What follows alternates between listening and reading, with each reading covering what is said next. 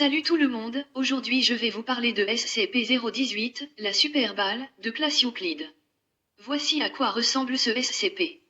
SCP-018 est une balle rebondissante rouge de 6 cm de diamètre ressemblant au modèle que fabriquait la société Wamo en 1969. Sa surface porte l'inscription super balle en relief dessus ainsi qu'un symbole représentant un atome. C'est sa capacité à rebondir qui est anormale, avec une efficacité à 200%. Cela veut donc dire que à chaque lancer ou rebond, la distance de projection double à chaque fois, faisant de ce SCP un projectile dangereux. La balle en question fut découverte lorsqu'une entreprise de nettoyage a été chargée de nettoyer un des entrepôts de la société Wamo. Ayant été pris pour un simple jouet, la balle a été lancée, ce qui a par la suite provoqué 5 blessés et des dégâts matériels dans la ville concernée, atteignant des vitesses estimées à 100 km/h. Après quelques jours, la balle a enfin été stoppée en finissant dans un lac voisin et la Fondation a donc pu aller récupérer l'objet en question. La Fondation n'a pas eu besoin de faire de tentatives de dissimulation de l'anomalie car les victimes avaient été heurtées par surprise sans avoir eu le temps de voir ce que c'était. Procédure de confinement.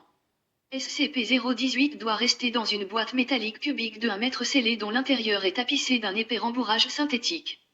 Quant à la boîte, elle doit rester immergée dans une cuve cubique de 10 mètres remplie de polyéthylène qui a pour but de ralentir l'énergie cinétique de 018 par sa viscosité si objet s'échappait.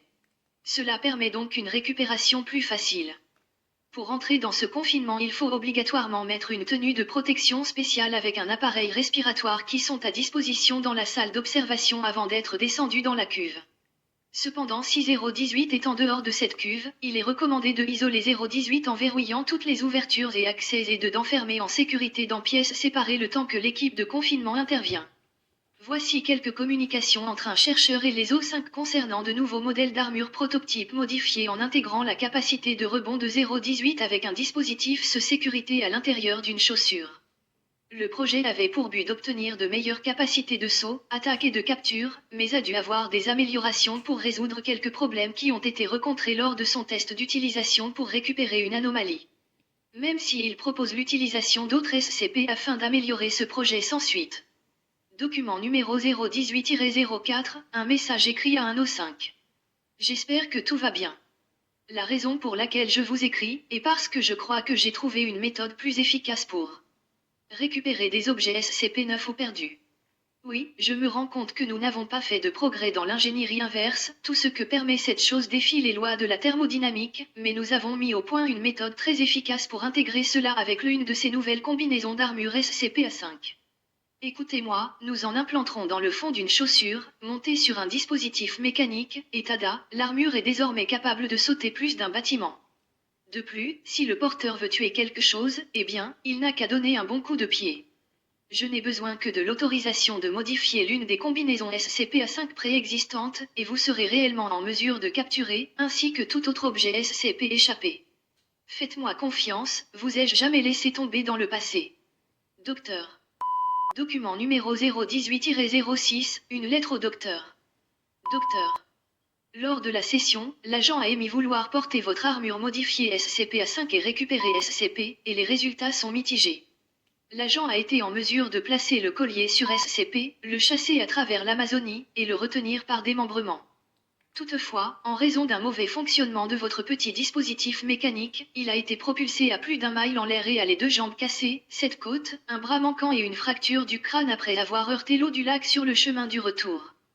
Vous devez résoudre ce problème avant que j'autorise votre armure pour un usage commun. Document numéro 018-11, message écrit à un O5. Ne vous inquiétez pas, il est réglé. Mais, j'ai d'autres idées. Si je peux avoir l'autorisation d'utiliser de l'eau à partir de SCP-006, SCP, et peut-être SCP, je peux vous offrir un ensemble d'armures SCP-A5 et un agent qui peut capturer n'importe lequel, si ce n'est tous les SCP en fuite. Pour ceux qui veulent lire d'archives de ce SCP sans avoir à aller sur le site internet de la Fondation SCP, je vous invite à stopper la vidéo pour pouvoir lire tranquillement. Bonne lecture.